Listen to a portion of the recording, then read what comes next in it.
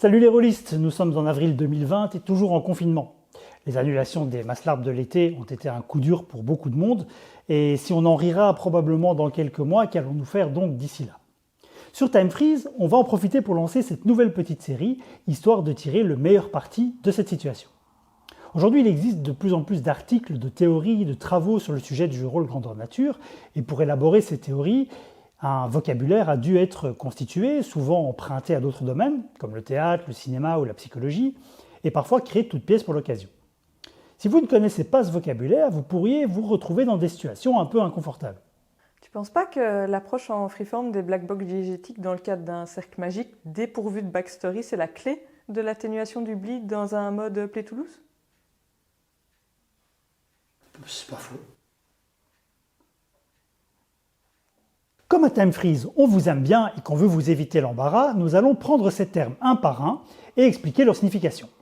Mais surtout, nous allons expliquer leurs implications dans le milieu spécifique du GN. Parce que se comprendre les uns les autres, c'est la clé pour améliorer nos jeux et nos expériences. Aujourd'hui, on commence donc par la suspension consentie d'incrédulité. C'est parti!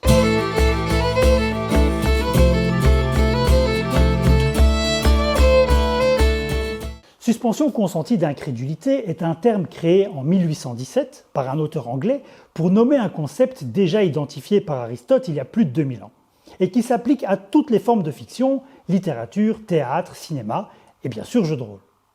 Et quand on bosse comme ça sur de grandes théories, on aime bien inventer des termes compliqués et un peu tordus pour que ça ait l'air sérieux, on retourne les concepts, on complique le tout et ça nous donne l'air intelligent. Comme avec cette suspension d'incrédulité où vous aurez peut-être remarqué la double négation. Et donc, pour parler humain, suspendre son incrédulité, en fait, c'est accepter de croire.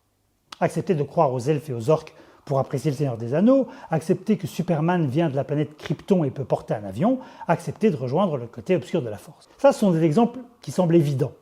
Mais la suspension consentie d'incrédulité intervient aussi de manière plus subtile. Lorsqu'il s'agit de laisser passer les raccourcis pris par le récit et les petites incohérences de scénario. Oui, le grand méchant aurait pu tuer tout le monde dans les 5 premières minutes du film, mais à 12 balles la séance de Cinoche, vous vous seriez senti un petit peu volé, non? C'est donc une démarche plus ou moins consciente du public qui accepte de ne pas remettre en cause des choses qui de toute évidence ne sont pas réelles ou pas 100% logiques. Un accord tacite entre auteur et spectateur.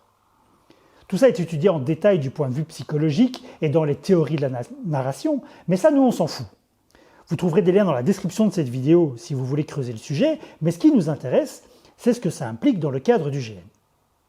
Pour apprécier un jeu de rôle grandeur nature, suspendre votre incrédulité est indispensable.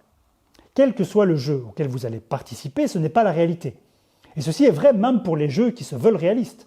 Pour vraiment vivre l'expérience, vous allez devoir faire de cette proposition votre réalité pendant la durée du jeu. Tout le monde n'est pas égal face à cette suspension consentie d'incrédulité.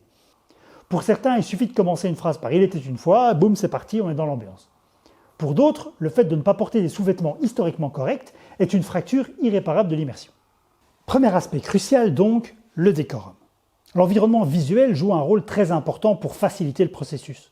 Si je vous dis que ceci est une épée, vous n'allez pas avoir de mal à me croire, parce que visuellement, ça y ressemble. Au milieu d'une bataille, vous n'aurez pas de mal à vous sentir en danger, à vous sentir dans le bain si on vous charge avec ceci. Par contre, si je vous dis que ceci est un sorcier, vous allez avoir déjà beaucoup plus de mal à me croire. Mais ce n'est pas pour autant impossible. Le réalisme visuel n'est pas du tout indispensable. Il existe des jeux qui sont basés sur ce genre de principe. Un stéthoscope autour du cou, vous êtes un médecin. Un képi de police, vous êtes un flic. Mais la plupart du temps, on va préférer avoir de beaux costumes parce que ça rend mieux et que c'est plus fun. Le principe même des GN à l'approche simulationniste, c'est d'essayer de créer un environnement le plus réaliste possible afin que l'effort de suspension d'incrédulité soit minimal. Mais ça, c'est extrêmement contraignant. Deuxième domaine concerné, les règles. Principalement dans les jeux de type ludique, un grand nombre d'aspects vont devoir être simulés à l'aide d'un système de règles de jeu. Un exemple évident, c'est le combat où on ne se bat pas avec des armes réelles, mais avec des armes en mousse. On ne boit pas de vraies potions, on le simule avec de la grenadine. On ne casse pas réellement des portes, on n'a pas réellement de relations sexuelles.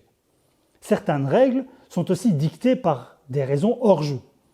Par exemple pour des questions de sécurité.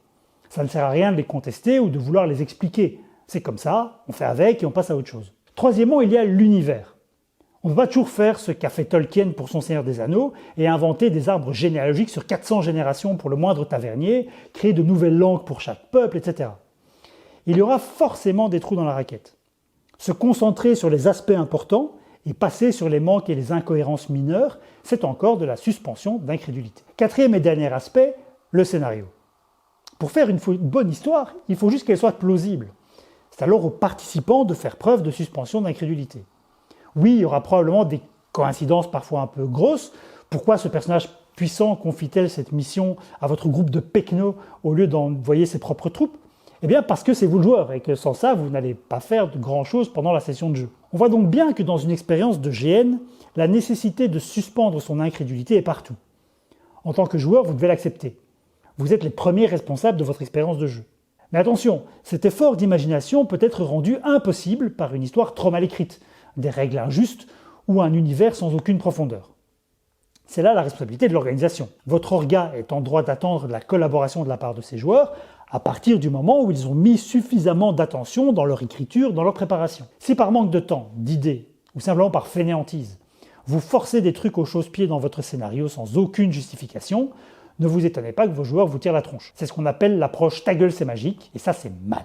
Mais comment savoir où s'arrête la responsabilité de l'organisation et où commence la suspension consentie d'incrédulité des joueurs?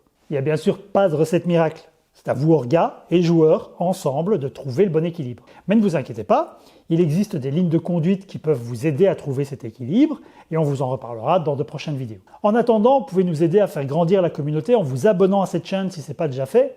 Laissez-nous un commentaire, participez à la discussion, dites-nous ce que vous pensez pouvoir accepter dans la suspension d'incrédulité et quelles sont les choses qui vous en sont sortir de manière irrémédiable. Et surtout, parlez-en à vos amis. À plus!